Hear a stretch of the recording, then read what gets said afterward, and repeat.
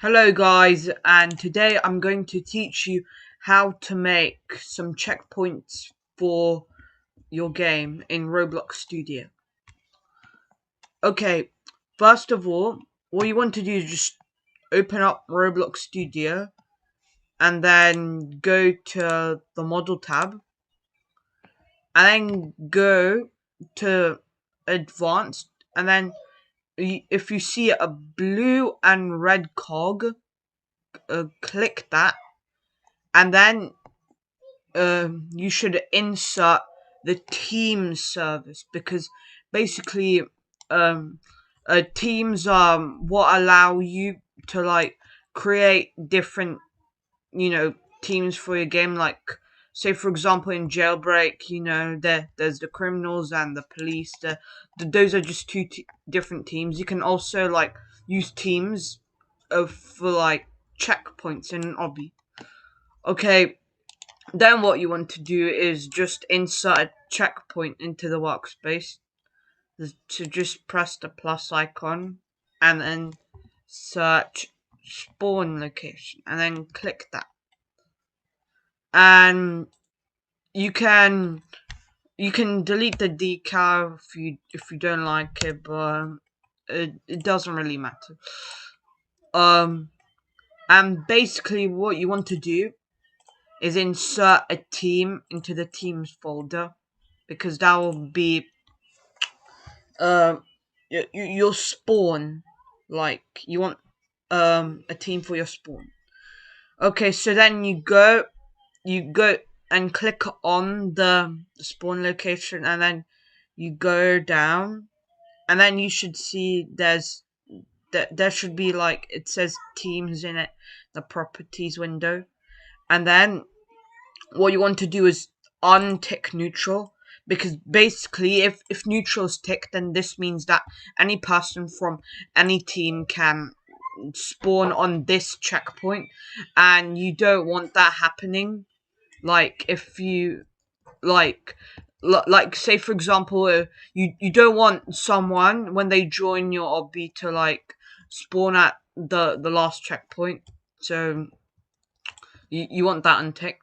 And um if it's a spawn point, you should keep allow team change unticked, because this the spawn point. But if you want people to change their team again when they touch the spawn point, that that's your choice. You should also change the team color as well to anything you want in here, like green. And by the way, the team color is different from the brick color, so don't be confused. But in this tutorial, I'll keep the brick color same as the team color to not confuse you. And then what you want to do is go to that team that you just created, and then change the team color to the same one as your first spawn. But it has to be the same, or else it doesn't work. You can also rename your team as well. Like, say for example, I want to rename it Spawn. Done.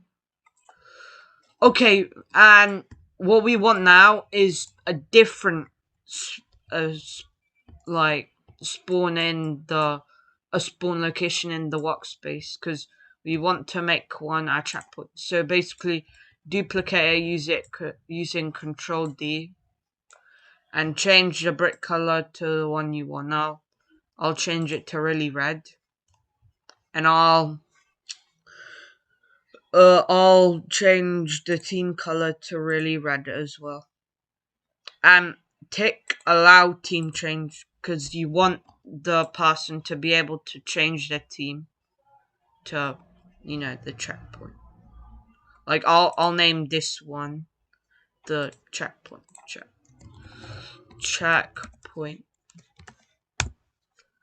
And I'll name this one spawn.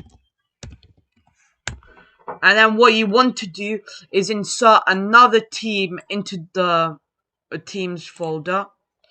And you should I'll just name this one checkpoint 1.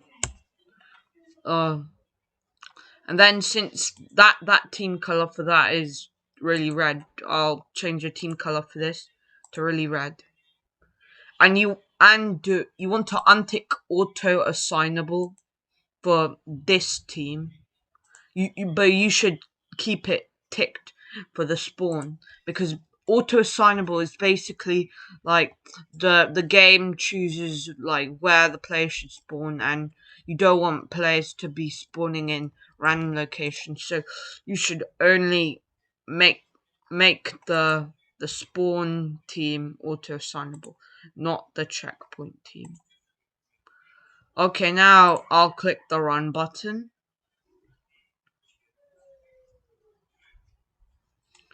And look, see, you can see spawn, checkpoint 1. I touch this. Look, see, my team has changed to checkpoint 1.